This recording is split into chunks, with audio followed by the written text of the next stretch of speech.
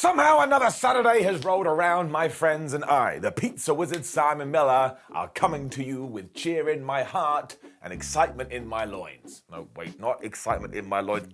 That sounds it's like 8 seconds. 8 seconds in and I've already ruined it. So let's just get on with it. You know the deal. We take this, somebody's hand, and I point up and go up. Sometimes I point down and go down. And you get really mad and go, I hate this guy. I'm going to follow the ball that hole and I'm going to kick him in the face. Well, you can do that, but the joke's on you, pal. You'll be arrested. What are we even talking about?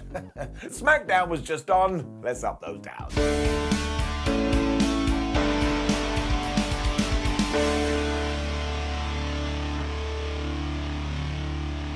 We were not mucking around on SmackDown, which has been the way recently, because we got the intro music, are you ready? We got all the pyro, maybe there was pyro, I can't remember, and then instantly out came Sami, Zayn and Sikoa, and I said to myself, I'm really happy now, because I'm in love with these two. They're also taking on Ricochet and Madcap Moss, and I stand by the fact that when you do look at both teams, Madcap and Rick kind of come across like the bad guys, because they had just got up to Sami Zayn and gone bully, bully, bully, bully, bully, bully. When you're bullying someone, you suck. The crowd did see it the same way though, because no matter what Ricochet and Madcap Moss did, they did not give a flub, because they just wanted to cheer for Sami Zayn. On the one hand, we should go, oh my gosh, he should become a babyface sooner rather than later, which he will do. But on the other, this is not a big surprise. Do you remember him down in NXT? He was just the most lovable person ever, and we're slowly planting those seeds again. Sikoa is also being portrayed as a badass. Now I look at him like, tee-hee-hee, he's so damn cool. And honestly, this was so nuts that Madcap Moss and Ricochet were almost playing in the back here. They were like playing second fiddle, and that's not their fault. They're just not involved in a really, really good storyline. Solar also cracked me up at one point because he applied the dreaded nerve hold. When you think about it, nobody wants their nerves to be held. It sounds absolutely terrible. And then when he did tag and Sami Zayn, everybody went nuts. This was doubly funny because Madcap got tagged in at the same time. And when the good guys started to fire up, everybody went boo. And they weren't saying boo. Madcap was still able to continue this, and Sikoa was so mad he went to get a chair. But eventually, Ricochet and Madcap were kind of together, and Sami Zayn flew in with the most devastating move in all of sports entertainment, but it only got a 2. And then, when Ricochet hit the ropes, Sikoa took this chair, and he just held at him. I shouldn't laugh, but it was quite amusing. This all happened after he had done the blind tag, so he then grabbed him and went nope and threw him into Timmy the Timekeeper's table. And then Solar got in the ring, he hit that spinning Solar thing onto Madcap Moss and he pinned him. And once again, your eyes were just big as if there were hearts in there. You're just like, this guy, he is the best. Sami Zayn was so jacked up after this too, he started running his mouth. And just when he was gonna get beaten up, Solar made the save again. So when these guys do break up, I don't know what I'm going to do. And they never get over it. There was more to this as well because Sami and Solar then headed backstage where they were going to chill out in the Bloodline dressing room. When Jey Uso just came out, it's like, listen, I don't trust you, I don't like you, nobody wants you in here, so what are you going to do about that? But Zayn has confidence now because he has his brand new t-shirt, like my pizza was a t-shirt. He just went, well, if you've got a problem with that, you better talk to Roman Reigns. And I honestly thought Jey Uso was about to fall down and die. It also proves that Jey is an absolute madman because he flew all the way to Canada, in the story, to tell Sami Zayn, you're not allowed to come into this space, and that is crazy. But once again, it just all fits together so well, and you know what's gonna happen, but does that make a difference? No, get it up. We had a quick video with Karrion Kross and Scarlett after this, and they basically said, Drew tick, McIntyre talk, we tick, will talk, beat tick, you talk at TikTok Extreme TikTok rules. I mean, that was absolute gibberish. The point is, they are going to beat Drew McIntyre when it comes to the pay-per-view premium live event because they're in a strap match. Look, I will say this, these are very well produced. Ava Braxton was also in on the action here because she found Austin Theory and basically said to him, why do you suck so much at cashing in Money in the Bank? Theory blamed this all on Brock Lesnar, Tyson Fury and Drew McIntyre, and then he started to lay into Drew saying, man, no one likes this guy, nobody wants him to invite to parties, and when you do take him out to a restaurant, he hits all your food. But of course,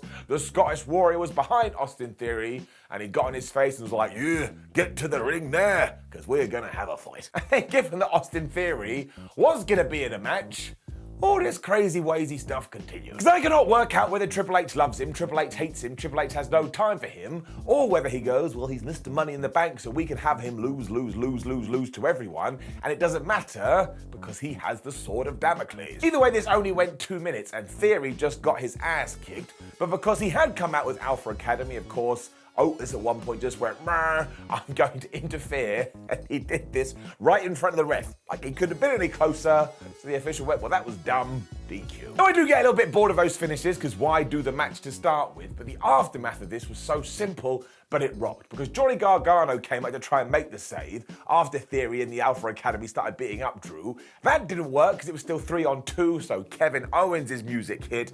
He got a massive reaction, they cleared house, and all of this schmoz was gonna be our main event later. I mean, it was a little bit weird that Karrion Kross didn't get involved. You presume he would be under the ring going tick-tock, clock, tick-tock, clock, but he didn't. Also, if we could give Kevin Owens all the belts, I'd appreciate it.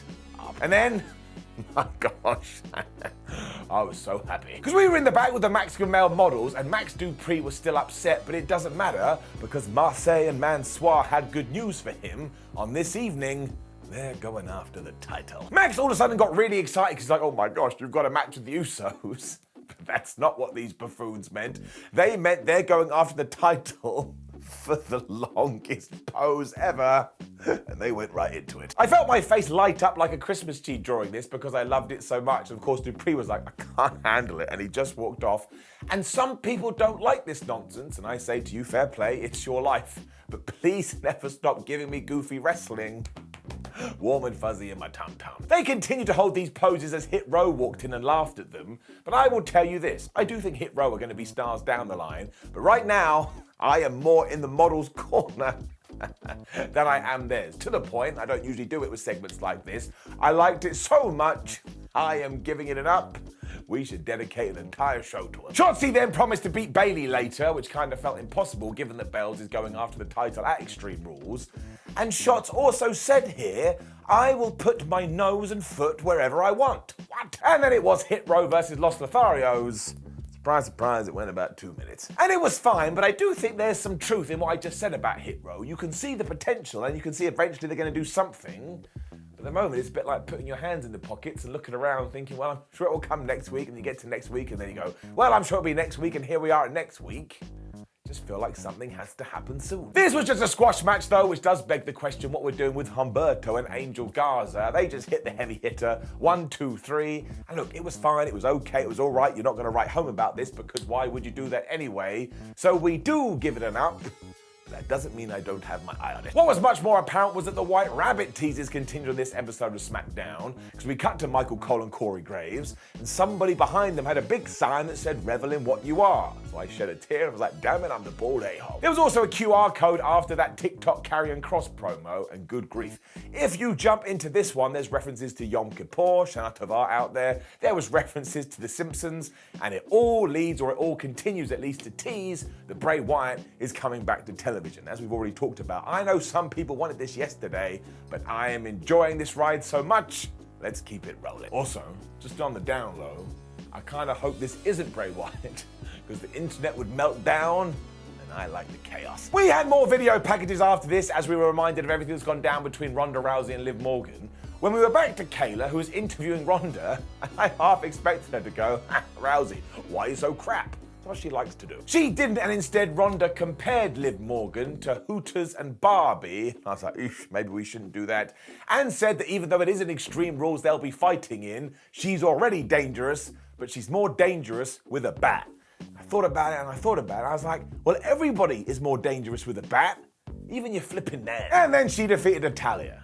Okay then. I will tell you this though, I really appreciated it because first I thought it was pretty fun, but also this could only have gone about 3 or 4 minutes, and I much prefer it when we kind of do this with our matches. So some can go long, some can go short, some can go somewhere in the middle. When you do get the pacing right and it's all varied, I just think it's more interesting. They traded submissions at one point, which got the fans all pumped up, and Natty powerbombed Ronda. I was like, man, you don't often see that. And of course, after it, Natalya was like, ha, I'm gonna lock on the sharpshooter.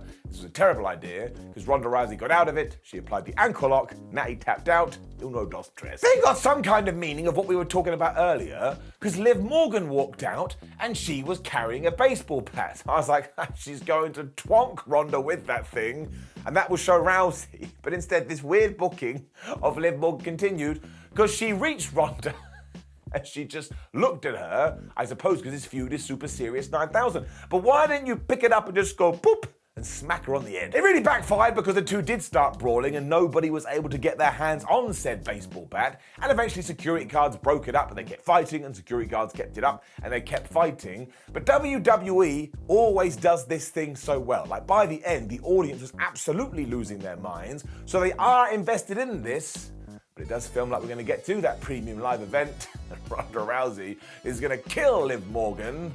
Have to wait and see how that goes. But Kevin Owens joining Gargano and Drew McIntyre was out backstage, with Drew going, "Oh, Kevin, we can't trust you," and Owens all like, "It's actually quite accurate. When all my dreams come true, I mean it." Because KO went strolling down the corridor when he passed the Maximum Male models, and he said to them, "Oh man, you need to change your pose a bit, because you'll do it better." And that was it. I was gone on the floor, just flailing around like a fish. Kevin Owens can actually do everything. Somebody should give him a damn prize. He also then bumped into Sami Zayn, and they looked at each other, with Kev saying, "You need to get a different t-shirt," and he did walk off. And we all know what's going to happen here. Eventually the Bloodline are going to turn on Sami Zayn. Kevin Owens is going to make the save. They're going to become a tag team, and they're going to win the tag team titles. And all this was one single sentence and a look. I was just jumping around like I was 5 years old. So I'm doing it again. I am going to give it an up. But look how excited I am. We also then cut back to the Maximum Male models, and Sonya Deville and Shinsuke Nakamura were just looking at them. So round of applause. They're my new favorites. Imperium then decided they had something to say, so they did. Made sense. Ludwig Kaiser started, and he said that Bowser is very upset at the moment because they don't like the Brawling Brutes. When Giovanni Vinci also took over, and they were like, "Gunther, you're a real champion." So Gunther grabbed the mic and he was like, "I am a real champion." That didn't happen at all. It's not Baywatch. Instead, they came across as super angry dudes. The team just worked. Of course, that's when Sheamus interrupted, because old Gunther had gone, "I will beat him next week," and he doesn't like that. Although he was on his own this week because Butch and Ridge Holland were stuck in Florida because of the hurricane. But the Irishman doesn't care about this, because Friday is Fight Night. So he went to fight him. He really did mean it too, because he got in there and started throwing bones, but of course, he did have his shillelagh, although this was only going to work for so long, because you may have a weapon, but there was 3 dudes there, and eventually they just beat him up. He also got dropped with the powerbomb, but we are so into trying to make Sheamus a superhero, he grabbed a microphone and just went, "Is that all you got, fella?" So of course they did come back and they kicked his ass some more. But man, I tell you, if Sheamus wins the Intercontinental title next week or whenever it is, I will lose my damn mind, and that's the whole point. Gunther wins, everything's going to be okay with it. Sheamus wins, everyone's going to be okay with it, because they had that match at Clash of the Castle, and ever since then we've just been making the right moves, and there's been no shenanigans here. Keep that in your mind. Get it up. Very sadly, Michael Cole and Corey Graves then did confirm that Antonio Inoki has passed away, which is true, and I do believe he was only 79 years old. Now, you don't have to know everything about professional wrestling, but if you don't know about Inoki, just go and Google his name. I mean, he is one of the most successful wrestlers ever, and some of the things he did were absolutely crazy. So, of course, rest in peace to him. Thoughts with his friends and family. Bayley then cut a promo saying that Shotzi was done for, and they had a match. She beat her. Now this ties into what we said earlier. It was only around about 6 minutes, so it didn't outstay its welcome. And what everybody is talking about is that Shotzi finally returned in the tank. And as soon as she did come out in this thing, I genuinely crossed my arms and asked myself out loud, why did we take that away to begin with? It's really stupid. Shotzi also got a bunch of offense in here, because of course she was going to lose, but we want her to look strong. At one point, Bayley went to give her a clothesline, but Shotzi went Matrix and kind of slid under her arm. And we all remember when Neo did that in the Matrix movies. Eventually though, she decided she was going to climb on the ropes, which is always a bad idea. Bayley grabbed her leg, she pulled her off, she went flying down, she got hit with the rose plant, 1, 2, 3. And this was just a way to remind you that Bayley is going after the championship. And for my money, she should probably win. She was also going to bust Shotzi up with a ladder afterwards, but Bianca Belair came out to make the save, and I think she was going to smash Bayley into this, but they both parted, which is the right thing to do, because you want to save that stuff for the premium live event. And I've said it before, and I'll say it again. there is something missing when it comes to this program, and I don't know what it is. And it's still alright, and it's still fine, and maybe that will come at Extreme Rules. Much like a lot of things on this SmackDown, it was just okay, and okay is okay, up. And then, after all this fun, after all this excitement, my heart broke. I mean, what the hell were you thinking, Max? Because the models were just about to break this record for the longest pose when Max Dupree returned. He knocked over Mansoor, and he basically said, "I'm done with you all, and I never want to see you again." What the hell are we going to do when we get to the winter collection? I presume it's happening because Max Dupree is about to transition back into LA Knight, much like Butch is Pete Dunne and Pete Dunne is Butch, and that is the right thing to do. But honestly, WWE, if you're listening to me, do not break up the maximum male models. They've at least got 6 more months in them. I've had enough hurt in my life. I don't need any more pain. You will absolutely have an enemy in me if you do this, but also, how crappy is the world or Canadian record or whatever it was for the longest pose? This was less than an hour. I could do that right now. Which did indeed bring us to our during the show main event, and it was Drew McIntyre, Kevin Owens, and Johnny Gargano taking on the Alpha Academy and Austin Theory. As I always say, we do need to get one WWE title back on Raw and SmackDown. Also, the result here was never in question. Did they and I have a good time? Yes. This really was an issue though, because even if the bad guys had got in there with a gun and said, "We're going to shoot you all," what I would have expected to happen is they pull the trigger, the gun gets jammed, and Drew McIntyre runs in, and Claymore kicks Austin Theory and get the 1, 2, 3. If you take the projectile out of the equation, that's what happened. It really was quite the sprint too. I mean, I think it was all over and done within 8 minutes, and at one point Kevin Owens was doing cannonballs off the apron. I was like, man, that did not look nice. Magically after the break, the heels were in charge, so I had to come up with my own story here. And I think Austin Theory, Chad Gable, and Otis went up to Drew, and they were like, "Hey Drew, do you want a brand new sword?" He's like, "Oh yeah, I love a new sword." And that screwed his team over.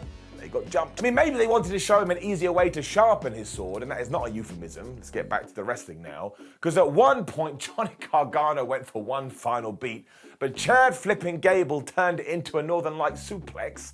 That was like 2 + 2 = potato, don't make any sense. Eventually, Kevin Owens got the hot tag, and he was hitting more cannonballs and swantons, and he had the thing won when Otis broke it up. When eventually Drew McIntyre got hot tag number 2, and he hates Austin Theory so much, he made a beeline for him, gave him a belly-to-belly, gave him a neck breaker, and I think he wanted to kill him. Just as he was about to hit the Claymore, though, Austin Theory did run off, and this is when everything went absolutely nuts. Somehow, Kevin Owens hit a stunner onto Chad Gable through the table, through Al in the announce table. That makes no sense, because surely it would hurt Kevin Owens more. Then back in the ring, Drew McIntyre had cornered Theory. He hit him with the Claymore, 1, 2, 3, and we were done. So he really does lose all the time, so I was laughing again. And to remind you that Drew has a strap match at Extreme Rules, he got out his strap, which once again, don't you start mucking around in the comments, and he beat the living hell out of Austin Theory. And Karrion Kross never came out here, which is a little bit weird.